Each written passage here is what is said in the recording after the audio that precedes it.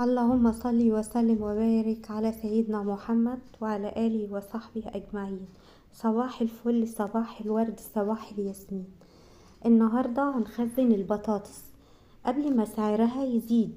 البطاطس زي ما احنا عارفين في السوق كتيرة وسعرها معقول الأيام دي. وطبعا النوع البطاطس الممتاز اللي ينفع للتخزين اللي هو السبونتا، بس بشرط تكون اللي هي الطينية. الطريقة دي انا بعملها كل سنة، بقالي 3 سنين بعملها وما شاء الله عليها جميلة جدا جدا، وزي ما هي بحالها ما جرالهاش حاجة. شايفين البطاطس اهم حاجة الطينية، وتكون بالشكل اللي احنا شايفينه ده، والطينة بتاعتها تكون ناشفة. لو جبتيها من السوق ولقيت الطينة بتاعتها طرية، سيبيها يوم واتنين وتلاتة. انا سبتها 3 ايام لحد ما حسيت ان الطينة بتاعتها نشفت. الطريقة اللي انا بقولكوا عليها دي مش محتاجة مننا خالص حاجة غير كرتونة وشوية ورق، والورق طبعا متوفر عندك في البيت، وشوية نشا بس. هن النهاردة هنخزن البطاطس من غير تحمير، من غير سلق، من غير تفريز. هنخزنها بحالها وهتقعد عندك من السنة للسنة. جربي الطريقة دي حلوة قوي، بس بشرط تكون السبونتة الطرية، الطينة بتاعتها تكون ناشفة. خلي بالك وانت بتشتري البطاطس، بص عليها، لو لقيتيها مرملة ما تجيبهاش، لان المرملة دي مش كويسة. السبونتة هي الدرجة الاولى اللي بتنفع في التخزين. وفي حاجة كمان نخلي بالنا منها، في سبونتة مرملة وفي سبونتة مش مرملة. المرملة دي اوعي تاخديها، بتبقى باينة شكلها واضح. اهم حاجة تكون سبونتة مش مرملة، وتكون طينية عشان تعرفي تحفظيها من السنة للسنة. ولازم تكون سليمة، ما فيهاش اي خدش، ما هيش مفتوحة من اي جنب. وطبعا الحجم زي ما انت عايزة سبونتة طويلة، عايزة وسط، عايزة صغيرة، براحتك، ده اختياري، ده يرجعلك. يبقى اهم حاجة نجيب البطاطس الصينية الناشفة، ولو طرية سيبيها يومين. انا سبتها 3 ايام برا لحد ما حسيت ان الطينة فيها نشفت، وبعد كده قلت ابدا اخزنها بقى زي ما احنا شايفين الكرتونه. انا عملت لها فتحات تهويه. اعملي فتحات التهويه قبل ما تحطي البطاطس بتاعتك، عشان لو انتي حطيتي البطاطس وعملتي فتحات التهويه ممكن تتجرح من السكينه او اي حاجه اعملي فتحات بيها. انا عملت بمقوار الكوسه. وكل اللي احنا شايفينه ده مش هيحتاج حاجة مننا غير كرتونة وورق ونشا. انا هنا جبت الكرتونة على قد الكمية اللي انا جايباها. انا جايبة 10 كيلو. اللي جيت في ارضية الكرتونة فرشت ورق ابيض، وبعد كده رشيت الكرتونة بتاعتي بالنشا. والنشا عامل اساسي في التخزين، بيحافظ على البطاطس من الرطوبة، بتحتفظ بشكلها بطعمها، بتفضل جافة طول مدة التخزين. والبطاطس دي ممكن تقعد 6 شهور 8 شهور في التخزين.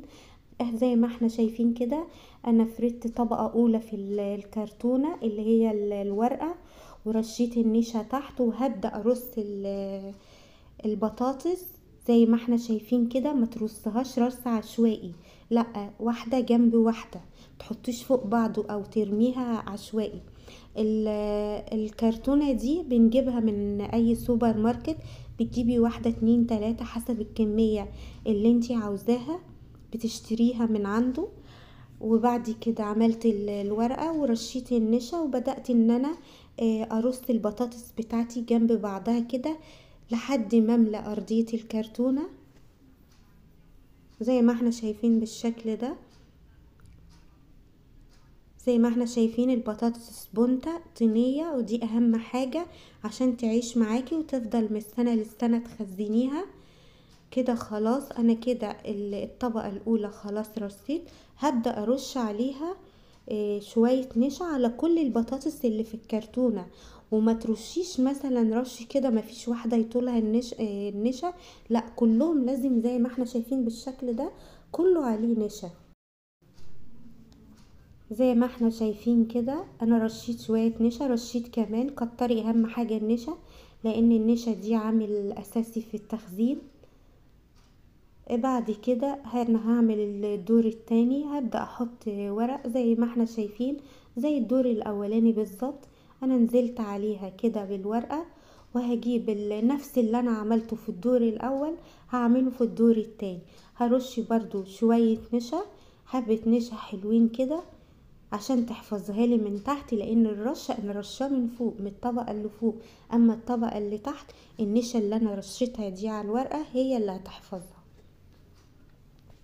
طبعا زي ما احنا عارفين البطاطس بنسيبها في مكان بعيد عن الشمس بعيد عن الرطوبة، وبلاش تاخدي منها دلوقتي لان طبعا البطاطس في السوق رخيصة جدا جدا. سيبيها عندك لحد ما تحسي ان البطاطس سعرها بدأ يزيد، ابقي اسحبي منها، لكن ما تستعملهاش خالص. الطريقة دي هتقعد عندك 6 شهور، يعني انا والله بعمل الطريقة دي بقالي 3 سنين، بتقعد عندي من السنة للسنة، وباجي الاقي البطاطس ما شاء الله جميلة جدا جدا. طبعا في طريقة تانية لتخزين البطاطس بس في بلاد تانية اللي هم عندهم القش والكلام ده، بتبقى حلوة برضو. ما بيخزنوها بيعملوا طبقة قش وعليها البطاطس، وبعدين بيغطوها بطبقة قش تانية.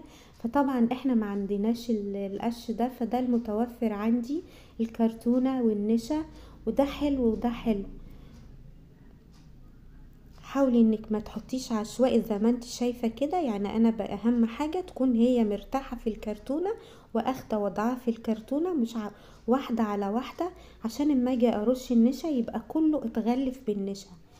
زي ما احنا شايفين البطاطس بتاعتي غلفتها بالنشا كلها، ما سبتش واحدة وعملت في واحدة بالشكل اللي احنا شايفينه ده. طبعا هتعملي كمية كبيرة، جيبي كرتونة كبيرة، يعني انا جايبة 10 كيلو بس، هتجيبي 20 كيلو يبقى تجيبي كرتونة كبيرة او تجيبي كرتونتين حسب ما انت عايزة.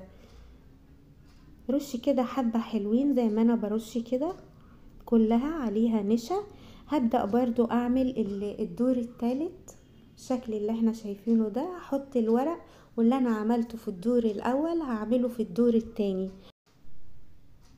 فرشت الورقة في الكرتونة، نزلت عليها بشوية نشا، الكرتونة كلها الاربع جوانب هنرش عليها النشا بحيث ان الورقة كلها تكون مليانة بالشكل اللي احنا شايفينه ده. وعلى فكرة برضو البطاطس اللي هي من نقطة حمراء ممكن تخزنيها حلوة قوي، انا جربتها برضو.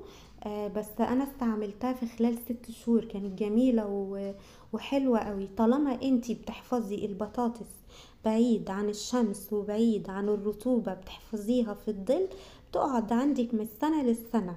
الطريقة دي ممكن تقعد سنة 8 شهور طالما بعيدة عن الحرارة، حلوة قوي.